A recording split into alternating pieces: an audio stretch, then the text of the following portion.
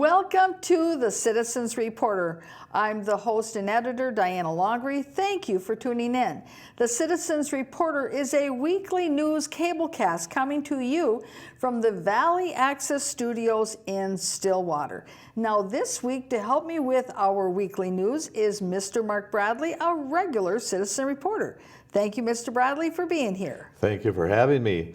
And since we have so much to get at because of it comes at us on a daily basis, the first thing I'd like to talk about is an announcement that was in the newspaper today about a settlement that's going to be done with the Massachusetts utility company that happens to have a problem with pipe breaking. You might not remember it, but early in the winter of this year, they had problems with the gas losing pressure, and it had caused explosions throughout the whole network. So there's a lot of loss there. This is actually the utility that supplies gas out in Massachusetts. They have been hit with a $53 million penalty for not operating correctly under the rules of Massachusetts. And at the same time, they also are having litigation by the private individuals. Have already now are waiting for a judge's determination on another $143 million. So it's actually $200 million in this one mistake. Today's settlement is a sobering reminder that if you put profits before public safety, you will pay the consequences, the FBI agent said.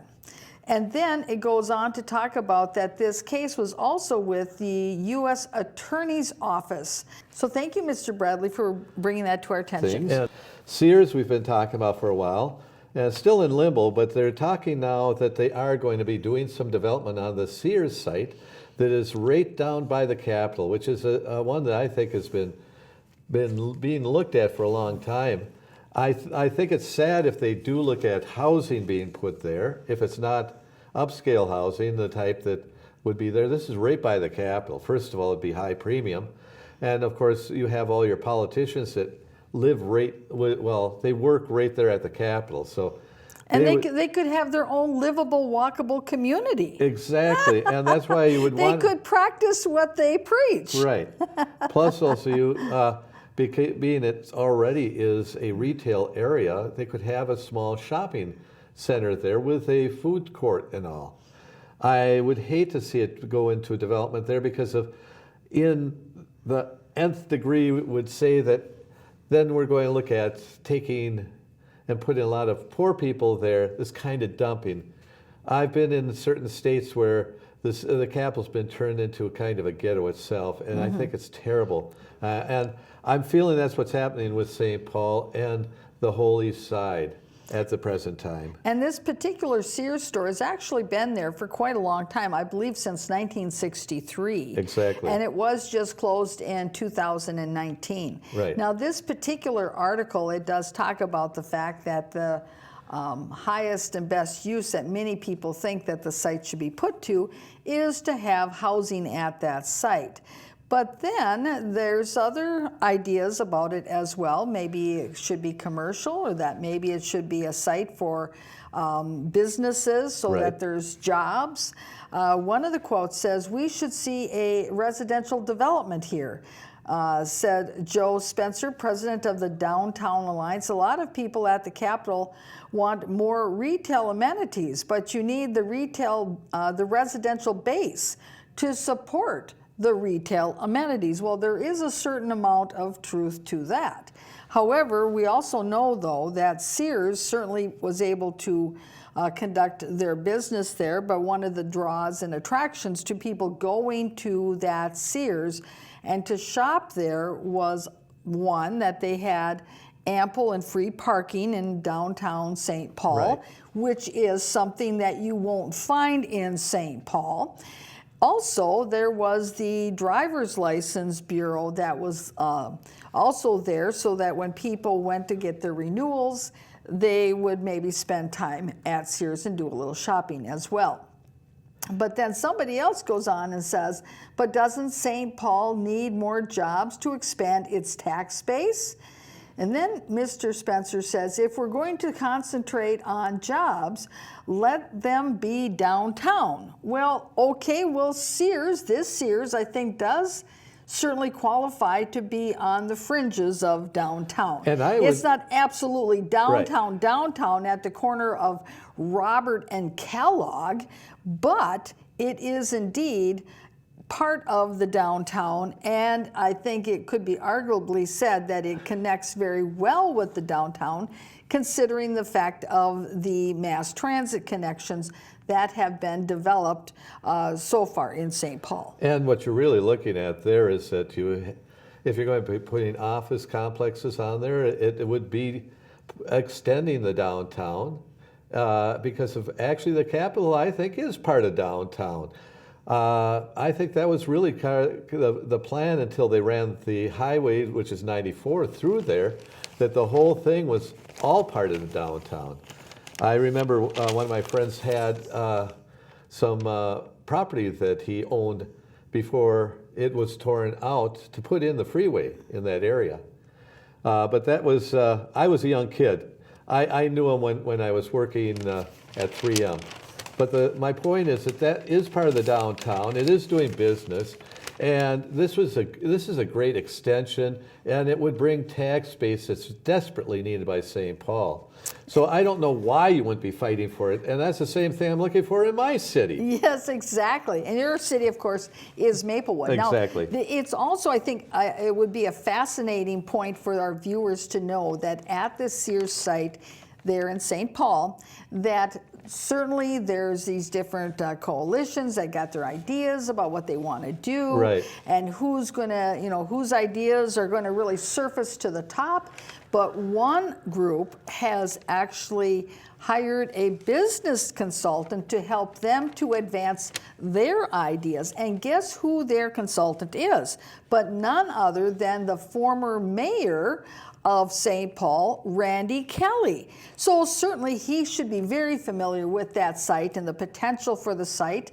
And this particular organization, the article says, is called the Synergetic Endeavors. And what they are looking at, this site, and would like to see it developed as, is a combination site that has some residential, some retail, but also business and office locations there. So more of that, as we talked about, right, that livable, walkable community where you can be living close to where your retail amenities are, and maybe even close to where your office might be. Well, imagine that. What kind of offices might be very compatible with having a state capitol? There could be lots of offices, types of offices, professional offices that could be very compatible with that. And keep in mind, the Minnesota League of Cities, they also have their offices only a block or two from this site. You could have engineering firms located right, in offices at this site. And of course, they're doing business with cities all the time. They could be there, obviously, in close proximity to the League of Cities offices, close to the Capitol, where then they can have their lobbyists talking to the legislators. Imagine what they could be doing right, there. and one last thing to think about is it's only 100 feet from the light rail that goes between Minneapolis and St. Paul. So in fact, this is in the heart of St. Paul itself. If you think about the light rail is running right by its back door. Right, and so this would be an excellent opportunity for all the policymakers to put their policies that they're promoting into action, not to just say, well, we're going to put high density housing there because that's the easiest idea and how we can construct it, and we'll just give somebody some tax increment financing so we can go get some voucher housing. No, let's put a little more effort into it. Let's do the policy, put the plan together. You've got all the ingredients. You're close to the Capitol. You're close to all the decision makers. You're close to the metro lines between St. Paul and Minneapolis and all of the hubbub in Minneapolis. Let's just make this a mixed-use, livable, walkable community that the professionals can live in. And I'm sure that the developers would love to go in there and do it at their expense, not at some subsidized expense here, because the fact is, they've been doing it up and down any place where the light rail is, and like I said, it's 100 feet from the light rail. Right. So that would get rid of all those SUVs, and isn't that what they're all working on in St. Paul? It Right. would go along well with their resiliency plan that in the next few years that they want to decrease the single occupancy vehicles by 10%, and also then in the next 10 years after that, decrease single occupancy vehicles by 20%. Main strategies, no surprises here. We're going to have to reduce the amount of driving that we do in single occupant vehicles as well, which has to involve significant increases in transit ridership as well as biking and walking for shorter trips, which has to involve significant investments in our transit system, paired with the investments that we are making, frankly, on the biking and walking side. This would be an excellent opportunity to get those SUVs off the road. Right. Thank you, Mr. Bradley, for bringing this up. Now that we've talked about Sears, I might as well mention that the Kmart in Minneapolis has now been bought, and it's going to be converted into a roadway. Okay, but now we're going to back up a moment here and say, who has bought the Kmart? Is it a developer? Is it a private entity? Or is it the government? It's the government, because they want to reopen Nicollet Avenue that's been blocked off by the Kmart for years. And the fact is that it's part of the plan, and since Sears and Kmart have left the area for all extensive, it's time for planning and hoping and seeing what the owners of Kmart/Sears really plan for the future. Because if we've got another Kmart that's over there on 9435 that's looking for development, and we also have the one that's the Sears out in Maplewood that's looking for development at this point. Now, in this particular article, it says and discloses that the last Kmart in Minnesota will close after the city of Minneapolis agreed to pay $9 million to end its lease, clearing the way for the reopening of Nicollet Avenue for the first time in more than 40 years. And so if you've been over there, you probably noticed how Nicollet Avenue doesn't go through, that it comes to a dead end at the back of the Kmart store, which does seem kind of odd and kind of a weird design. But that was apparently the way that the streets were purposely designed back in the 70s to cut down on the flow of traffic cutting through Nicollet and going straight through. And so that was a design that was done at the time. Well, of course, they want to eliminate that design. And that is right down there by where they have their transit station as well. Well, thank you, Mr. Bradley, for letting us know that the Kmart in Minneapolis went to the successful purchaser of Minneapolis for $9 million. Right, and it's that is actually, I believe the $9 million is actually what they're paying for Kmart to leave. I believe it's actually more that they're actually paying for the whole property. Oh, that's right, because this is just to buy out the lease. Right. You're right, Mr. Bradley. That is indeed correct, because there is a difference between buying out the lease, which means that Kmart that they had a lease that they had to stay there for a particular length of time, and that if they simply close, they still have to pay on their lease. Maybe not if they're in bankruptcy, but that's a different issue. But then the ownership of that land, probably by the underlying REIT that owns the property, you bet they would want to sell that property. And then it says, here in this article, this forces the city to decide, after spending $22 million to gain control of the property, how it will develop 10 acres in a way that's welcomed by the working class neighborhood. Well, there you go. They've got a lot more invested in this than $9 million, don't they? Wow. Okay. That's amazing. So if you, I don't know if that 9 million was part of the 22, but if it isn't, that means that they actually paid 31 for it. Think about it. Well, the article doesn't make that clear whether or not the 22 includes the Right. buyout of the lease That's or why I not. had to make But it that way. that is, and remember, that store is not going to stay there. That building is not going to stay there. Right. There's going to be demolition costs as well. Yes. Which is exactly what we saw in the Maplewood Gladstone neighborhood, where Maplewood is buying up all these properties that have buildings on them, and they're not really calculating into their costs the fact that they have to do all these demolitions of these buildings. And many of them are older buildings that more than likely do have asbestos in them and possibly mercury. Right. An article that was in the Star Tribune as of Tuesday, March 3rd. And what it's really talking about is that, and for Maplewood, pay attention for people living in Maplewood, because we have been discussing this for the longest time, that we do have enough low-income housing in Maplewood. So when I hear our mayor proposing for more low-income housing in Maplewood, I say a pox on your house, because the fact is, it makes no sense at all. It's insanity. We are basically having a problem where we don't have enough tax space at this point, because we need true housing that is at market rate. And it says right now, if you were to build market rate housing in Maplewood, you could sell every piece of it here. Your point is that there is a market for market rate housing Right. in the Twin Cities area, including St. Paul, including Maplewood. Right.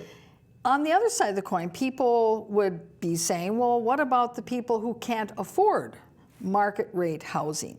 Well, you know, that actually can be addressed in other additional ways other than a city council just simply having a blanket policy that says any housing that's going to be going into our community is going to be voucher housing or below market rate housing, so that way we meet the needs Right. of those folks. Because you're right, there is that conflict between you've got the market that supports the market rate housing, and there are plenty of people who are able to buy the market rate housing.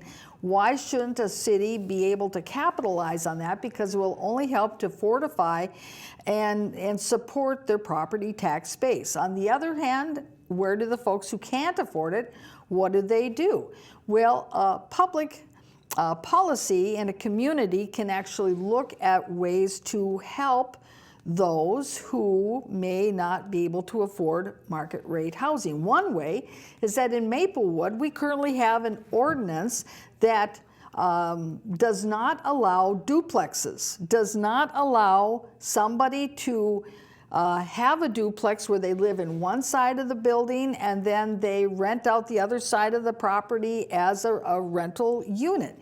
Maplewood could actually eliminate that particular ordinance. I think St. Paul also has an ordinance that says no new duplexes. Again, if you were to eliminate that and you put into your ordinance ways that people who have houses that are maybe too big for their need, that they wanted to turn the lower level of their house into a duplex, if they met the housing codes and the requirements of that they could do so.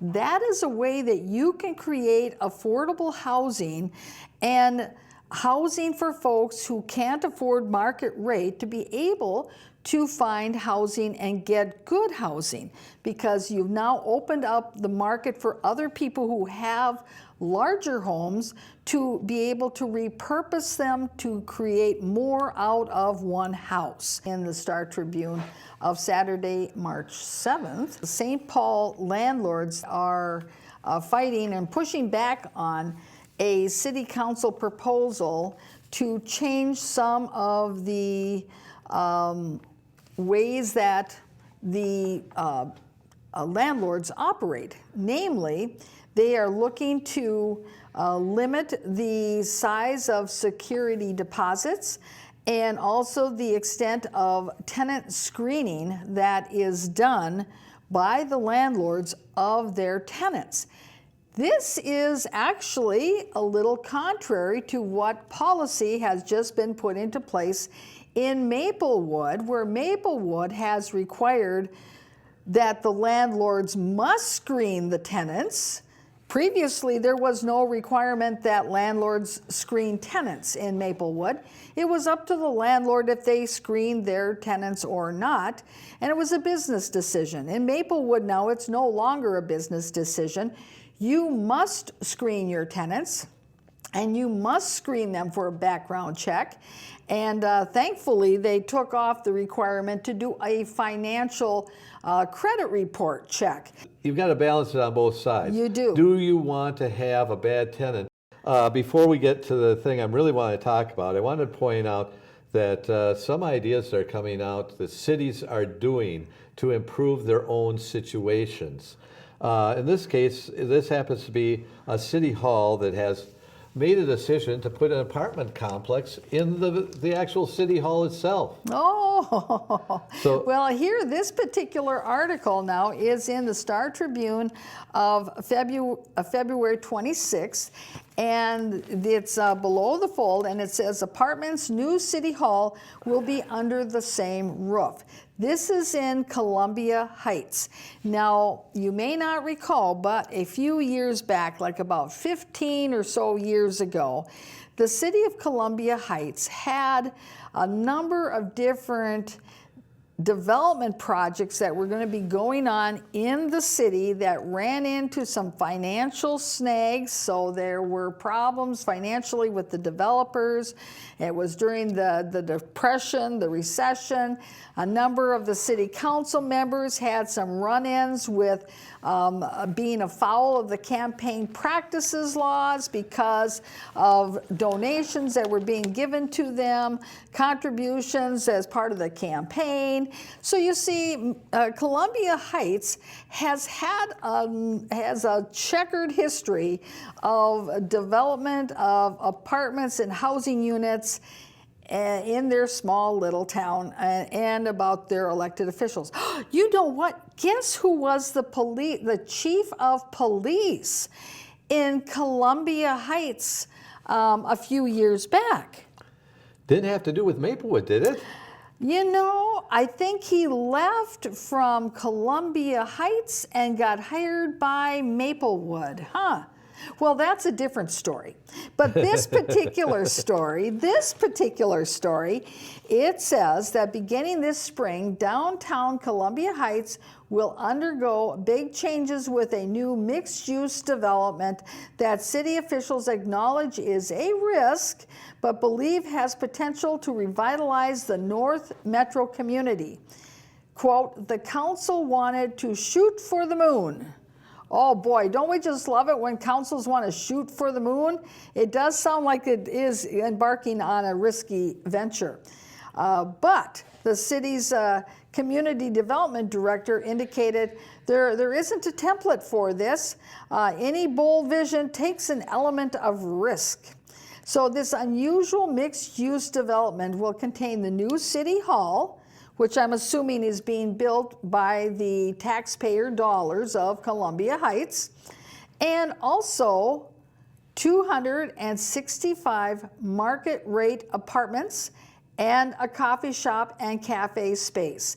Now, Mr. Bradley, here's something that I noticed, is that the apartments that they're going to have next to and part of the City Hall project are going to be market rate housing. Not subsidized? So you see, okay, so they're not putting any voucher housing next to City Hall? Well, how come they're not having a combination of voucher housing and market rate housing next to City Hall? Maybe City Hall is too special. And so therefore, they get to have all the market rate housing. Because as we know, Columbia Heights does have a depressed demographics when it comes to income, and as it comes to employment, and as it comes to average household income. So they are looking to build 265 market rate apartments. And we'll find out. That's a massive building. Yes, and we'll find out how many of the city staff of Columbia Heights decide that they too want to be part of a livable, walkable community, and that they get rid of their a home or their apartment in other communities and decide to buy into this apartment complex of being right next door across the hall from City Hall. Well, Right. thank you, Mr. Bradley, for bringing that up. And then I consider myself a senior. Now, what's happening now is I call it the Trojan horse effect. When the Legends was proposing in Blaine, they were claiming it was senior housing. So I went out to the Legends and I wanted to point out some of the issues I have with it compared to something I consider true senior housing that's out in Stillwater. And the difference is a little line at the bottom of this lakeside living here. And what they talk about there, and I don't have my glasses, I'll get them on, is they list on the bottom that they offer certain services that are independent living, assisted living, care suites, and memory care. Now, I hope they also happen to have some type of transit deal, but this is supposed to be in the area of downtown Stillwater. So it sounds like the type of housing a real senior would be interested in. But then I'll give you what Blaine was offering, because that's the one is right by my son, and I mentioned it before that we were looking at that. So I brought the actual information with me so you could see it and verify that I actually did the work to find out exactly what they're saying. And to me, they first are saying, here is the cost of everything, but then they're going on it, but. And the but is, it's, first of all, I never thought anybody over the age of 50 is a senior. I think the distinction that you're making here, Mr. Bradley, is that, and for our viewers, that if they're in the market looking at senior-oriented housing, that there is two different types of senior-oriented housing. There's one that is the one that's more geared towards senior living, where they contemplate independent living, assisted living, care suites, and memory care. So that's basically a transitional kind of place where maybe you're right now, you can live independently, and that's where you are. But in the future, you never know, you may have to move down to another wing later on where you need more care or assisted living, so you don't necessarily have to move very far. But you're in the community. Right, and you're in the community, but I think it's also generally thought of that the people that are moving in there are 65 and over. Right. The other type of housing that is targeting seniors are called a 50-plus community type of house. And, housing, which is what this Legends Right. is in Blaine. And as Mr. Bradley has indicated previously, that as long as one of the people living in the apartment is over 50, then you qualify. But, and I understand, as you were indicating before, that it could be like, say, for instance, a mother or a father, but then they have their younger child who is living with them come to move in, and then they bring their kids with them as well. Right. And so it's a different type of housing environment. And so when you're out there looking for senior housing, you just have to be aware of that there's these different types of how the community is set up as to if you want to be in a housing complex that's almost predominantly all seniors, or if you're looking at one where you only need to have one person per apartment who's 50 and above, and that everybody else actually could be under 50 years old. I know that you are on a listserv or two with the city of Maplewood for different items that are of interest to you, whether or not if it's the business council or with regard to the BRT or a number of other different listservs that they have available. And you recently received a notification from the city of Maplewood to one of those listservs, correct? Which, Right. Well, first of all, which listserv did you get this notice from? Well, that's what I'm looking at right now. It says House Census data helps with business planning on the very top. And it says from the city of Maplewood, communications, list service, civicplus.com. Now, I don't know what that really means. I've gone to a couple of different meetings at different things, but since I never signed up for that one, it's kind of one of those that was just sent out to me arbitrarily.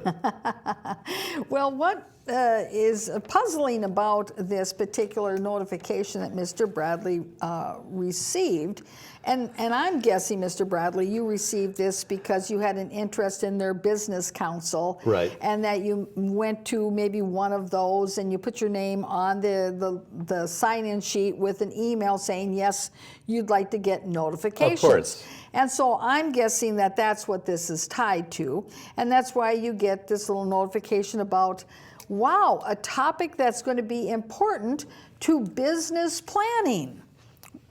You would think that it's going to announce a meeting that they're going to have for business owners, that they can go there and learn about the census, Right. and the impact it'll have on business planning, or maybe something along those lines. But Mr. Bradley printed out exactly, when he opened up his email, he printed out exactly the entire content of the email. Now, exactly who has drafted this, I'm not sure, but Maplewood does have their communications department and a communications director that, with his salary and benefits, are over $100,000 a year, that certainly he would either delegate and review the copy that went out before it was sent out, or that he would be responsible for the copy and sending out the body of what that email was supposed to be to the listserv members. Well, as Mr. Bradley indicated, it says who this is from. Right. City of Maplewood Communications. Right. So that would mean Mr. Joe Sheeran, the Communications Department Director. 2, well, Mr. Bradley, it's got his email address there. Yep. Subject, how census data helps with business planning. Date, March 5th, 2020 at 10:43. Now, that was when you got it, right? I believe that's when they sent it. I opened it a little bit later on. Because there's also a little printout date on here that shows when it was, when it was printed, which was March 5th. And certainly nobody's having a meeting at 10:43 Right. a.m. So we know that that date that's there is either the date it was sent out, the date it was opened, or some other random date that somebody put in there. Right. And the body of the email simply says how census data helps with business planning. It doesn't say that there's a meeting coming up. It doesn't have a link to a white paper that you can then open up and read about the topic. It doesn't have a 3-point bullet point summary of the data you might want to know about. There's nothing. And this is what the residents of Maplewood are paying the communications director to do, to send out blank, empty emails. Now today, we are going to show some film clips actually from not Maplewood, but from North St. Paul. And the reason we're doing this is because, as you know, in Maplewood, they have eliminated public comment from the city council meetings. It's no longer on the city council agenda. So if you are a member of the public and you go to a city council meeting in Maplewood thinking that you're going to have your 3 minutes to stand in front of the council and to talk about something important to you, whether or not if it's an idea that you have on how you can move forward in the city, whether or not if it's a complaint about snow plowing, whether or not it's about the fact that a meeting wasn't publicized properly. You can't do that because you've been eliminated from the meeting. That in essence, if you want to tell your elected officials that there's something on your mind, you have to either Facebook it, text it, email it, try to get a hold of them on the phone, or try to find them in person someplace before they run away from you when you're trying to tell them what you have to tell them. So, in that process, of course, nobody else in the public knows what you've got to say. But in North St. Paul, you as a resident can still go to your city council meeting and say what's on your mind. And that's important because while many times the comments that residents bring before their council aren't necessarily all attaboys and let's pat you on the back and tell you what a good job you're doing, they are helpful for that council and the city staff to get a feel of the temperature of the water, of how they're doing their job for the public, or maybe even how they can improve the job they do for the public. So let's take a look at our first clip. Now this is from the February meeting of the North St. Paul City Council. I do have 3 people here who would like to talk. First one is John Schmall in regards to snow plowing and billboard truck. John? Welcome. Thank you. Mayor, Council, the reason for the getting up to say something about this is that after 44 years of experience of driving on the streets after the plow has gone by, something's gone wrong this year because there's been an awful lot of snow left on the street, and the streets were very bumpy. We've now had some thaws, and so it wasn't as bad, but it got to the point even that on last Thursday, Public Works ran a plow 3 days after the snow had actually occurred because there was so much snow left on the streets. And in comparison to just a block north, Maplewood, our street, Masabi, that I travel on, Gerald, that I travel on, and also getting out on Chisholm, the streets in Maplewood look bare compared to ours. So this is a comment where, again, North St. Paul is being compared to Maplewood, which happens quite often. Now imagine if Maplewood had public comment open at their city council meetings, there might actually be somebody coming before the Maplewood City Council to tell them what a great job they're doing of plowing their streets compared to what's happening in North St. Paul. But the Maplewood City Council and staff are so concerned and so paranoid that they think that the only comments that are going to come from the public are negative comments, when in reality, they might actually get some positive ones. Well, let's take a look at the next clip. Thank you, John. Since we heard about the snow plowing, I think we'll go right into the next snow plowing. Bill Petch. Welcome, Bill. I'm here. So, it's always one of those things, no one complains when things are going good. Sure. There's a couple of people here that were actually almost babies when I moved into North St. Paul. I won't say, Scott, who we were, but that the plowing's always been good, and that, I'm the guy, I live across the street from John, and I said, I had my theory. I said, I got a theory that North St. Paul is now contracted with St. Paul plowing, because I come from St. Paul, and it's against the law, the rule, or whatever, to go below 6 inches in St. Paul. So it's, yeah. But it is bad. I'm a runner. Scott knows that, and it's kind of frustrating when I got my routes to go around Silver Lake. I go down Beam Avenue, and I look to my right, 2nd Avenue, just going down, and there's still, just like our street, there's snow.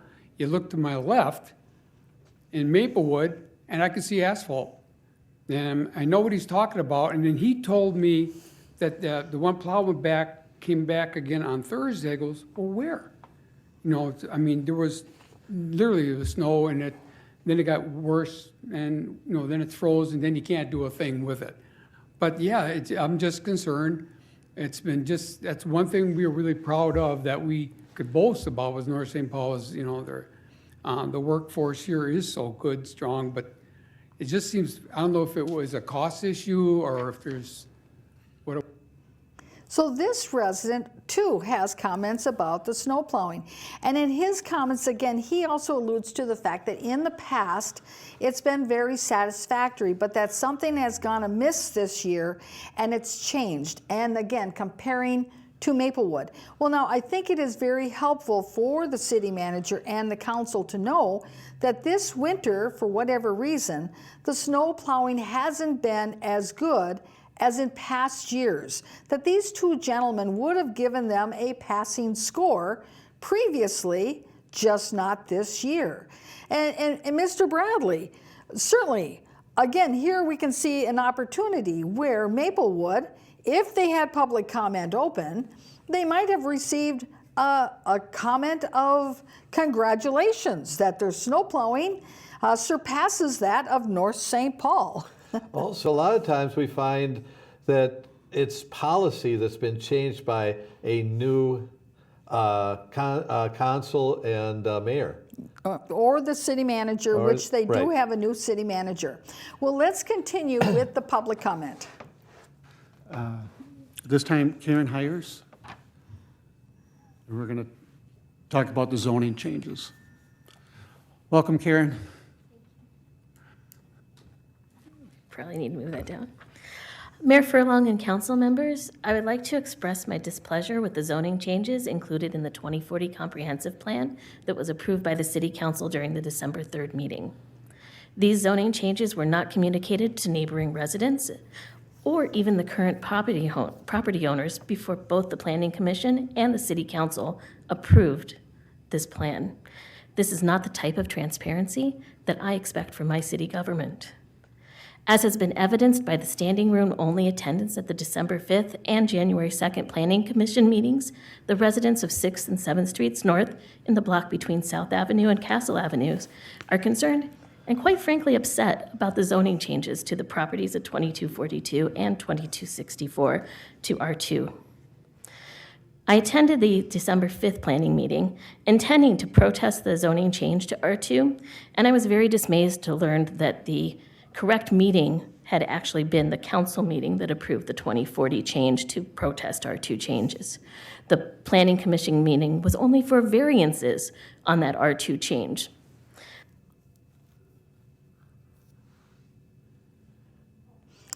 These type of comments from a member of the public are very key and instrumental to a city council and to the city administration, because it certainly demonstrates how they could do a better job of reaching out to the public to get that public input before making land use changes, which are some of the most important and hotly contested issues in any community. Clearly, this woman had some opinions. She wanted to go to the proper meetings to voice those opinions so that she could have an impact on that final decision. However, she came to find out that she was at the wrong meeting. Why was she at the wrong meeting? Because it was not communicated to her properly what meeting was appropriate to go to if you had comments to register with the government. And that brings us back to what Mr. Bradley brought about from his listserv announcement from the Maplewood Communications Department. There's an empty email with no communication. It's apparently an attempt to communicate something, but we don't know what it's trying to communicate. Is it saying there's a meeting to go to? Is it saying that there's information available at City Hall? Is it saying that if you have some interest in the census, what you should do and the steps you should take and who you should address those concerns with? None of that is in this communication. Just like this woman in North St. Paul feels that the communication given to her was woefully inadequate, so she could not participate as she intended and as she wanted to as a concerned resident of her community. So she has more comments, so let's take a look. I asked why the residents were not contacted sometime during the 2-year planning that occurred for the 2040 plan. For the zoning variance, every resident within 350 feet was required to get a notification. We did. We came. Why did the developer who bought the property know about the change more than 9 months before it was approved by the city council? This foreknowledge allowed him to contact the estate of the deceased Dr. Tweeden and make a private sale before the property went up for public sale. Many of us knew friends who would have loved to have bought that property. When the developer was asked by the Planning Commission recently if the PUT could be changed to an R1 instead, he replied, "You directed me to build townhomes."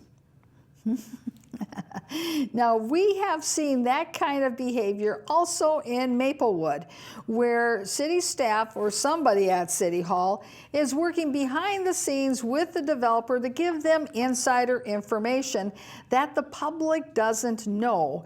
And then, of course, once the public does know and is aware, it's way too late to bring about any other change than the change intended by City Hall. Now, Mr. Bradley, does this type of behavior shock you in the least? Not in the least, because the fact is that I remember when you, and this is when you were a mayor, you had to have at least 2 hearings before you made a vote to make a decision. And I've noticed that all the councils, I don't care which one you go to now, have gone to this expedience is the most important thing. And is that in the best interest of the public, or is that in the best interest of developers and special interests? Right. And you're right, Mr. Bradley. Sometimes it takes members of the public a little more time to get their comments to the elected officials or to the city administrators because they have many other things going on in their life, or maybe they haven't actually formulated all the answers. And so giving them that extra opportunity of getting their information and their comments and response to City Hall is important, so that way they've had that valuable time to present their comments. Now let's continue with the presentation she has. How big of an appetite is there really for townhouse developments in North St. Paul? The council's being asked to give final approval to the anchor site tonight.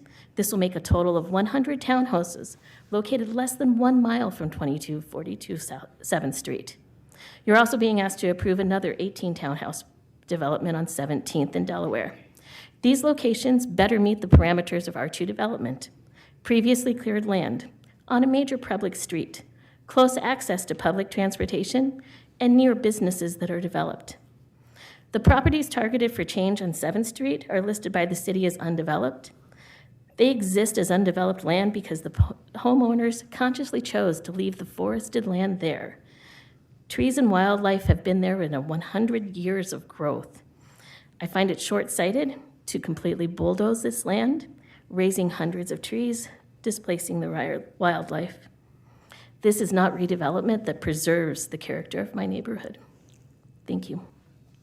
The point she brings up is that the city of North St. Paul has particular guidelines as to where they want to put townhomes in their community, that they're close to certain types of services and amenities and roadway connections. And her point is that in this particular site where accommodations were made and changes were entered to accommodate the developer, that this particular site doesn't necessarily match the criteria that the city has for the development of townhomes in a particular location. Next up is the council and the city manager response to her comments. Let's see if she gets any answers. Thank you, Karen. That's all I have for the public. So at this time, city business and action items and recommendations, City Manager Dudek.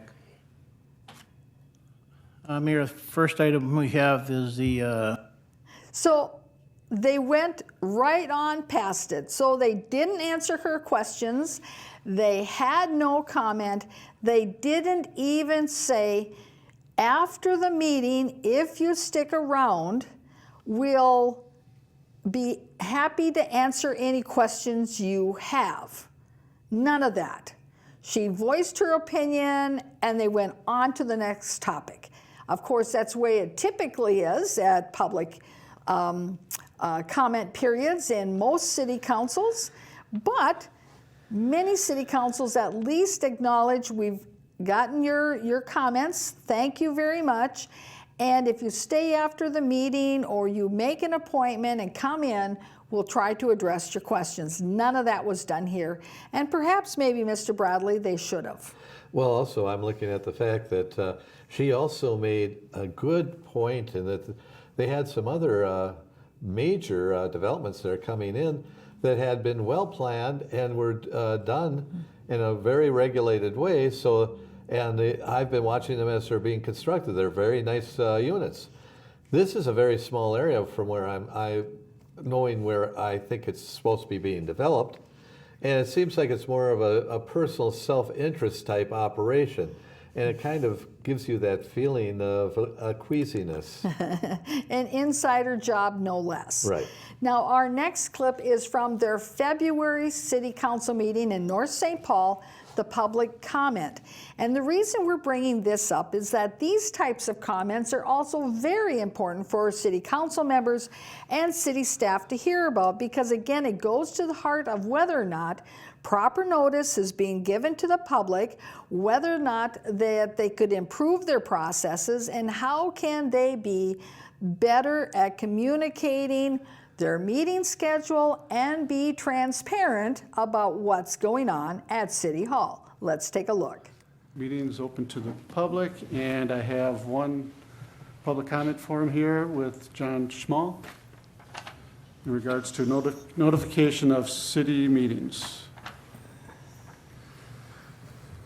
Good evening, Council and Mayor. I know this is going to be a waste of time because I always get shut down on the subject anyway, but it's a free country. You know, you can say whatever you want to. The worst possible non-information on a meeting happened this week, and that was the council retreat. I've never heard of a council retreat before, or maybe I did, but it's a foreign thing, retreat, whatever that is. Retreating, whatever it is. But there was no mention of it on the website. I live and die by the website. We all do, I believe. But it was said that the notification was on the billboard here in the city. It's winter. Who comes to the city to look at a billboard? But it's the law. That's the only place it has to be. Do we really have to go to the law and say, we're going to make it tough on you? There's no mention of it on the calendar, no mention on the agendas. I had to depend on Councilmember Thorson to fill me in that, yep, it really was going to happen on Monday, and the time was 6 o'clock, and that it really was open to the public. I had a feeling that this was a closed meeting, and that I'd be showing up and they're going to go, bye-bye, you can't come in. But there was no mention that it was closed. So, but you had to get to the billboard in order to see it, or a bulletin board to see it. I just think that is, for this meeting, it really, as we said in the Navy, it really sucked that we didn't have notification on the website. Now, I don't know if North St. Paul has never had council retreats before or not, and whether or not they've ever noticed them as they're supposed to or not. But I can tell you in Maplewood, they've had retreats, city council retreats, annually all the time. And Put Your Hands Together Productions has made a point of actually going to those Maplewood retreats every year for the past 10 years and being there with our cameras.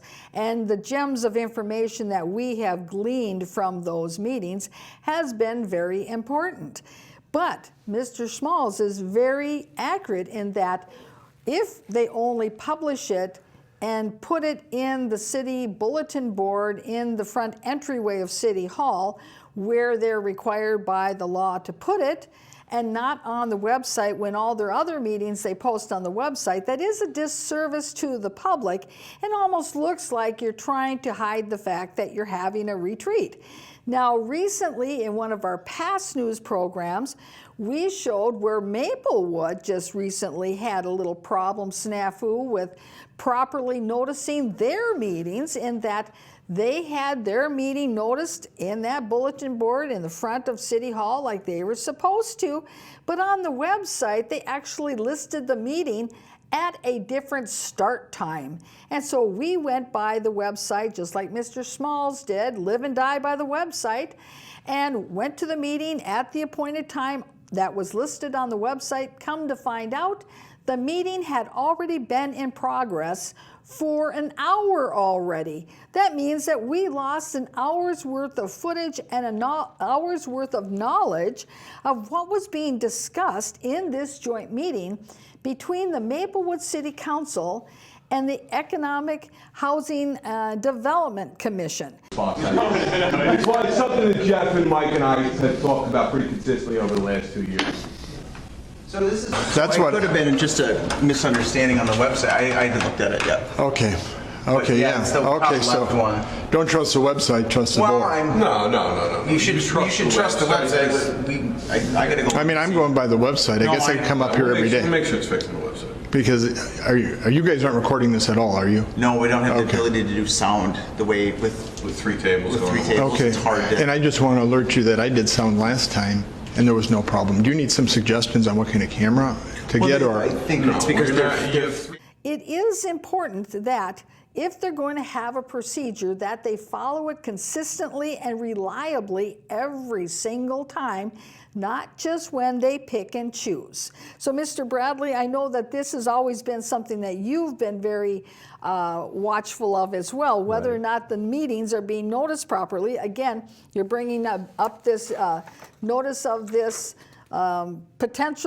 possible communication of a meeting here from the listserv to you. It seems to imply that there's a meeting coming up sometime, but it doesn't say when the meeting is, what date, what time, what location, or even what the real complete agenda is going to be. Right. It's kind of like saying, you get up in the morning. Yes, I do. That's all I want to say. You get up in the morning. Thank you. Well, Mr. Bradley, we've come to the end of our program, so I want to thank you very much for being here today. Thank you for having me. And viewers, thank you very much for tuning in to the Citizens Reporter. We'll see you again next week. Bye-bye.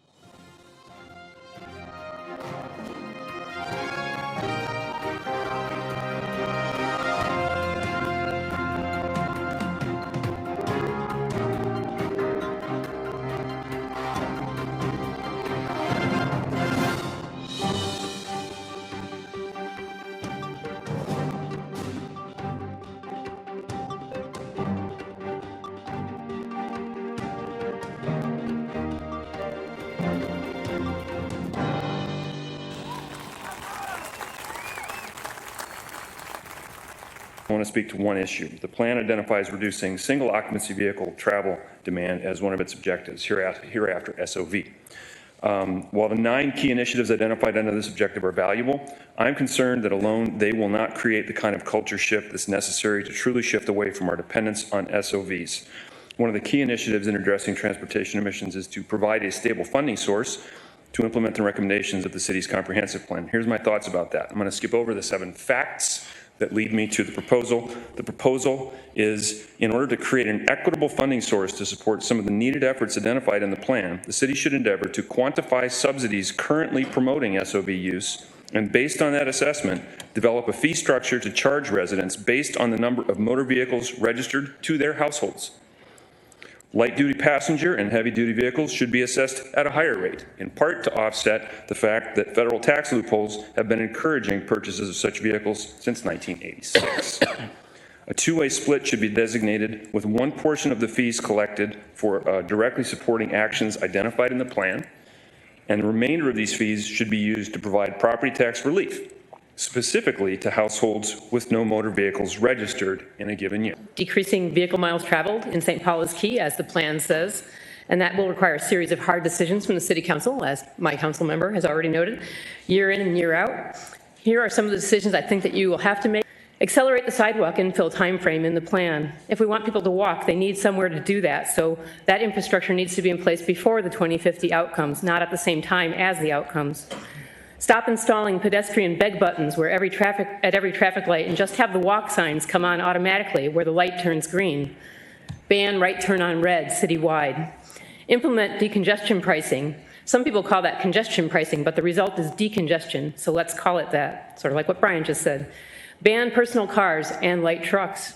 Ban personal cars and light trucks.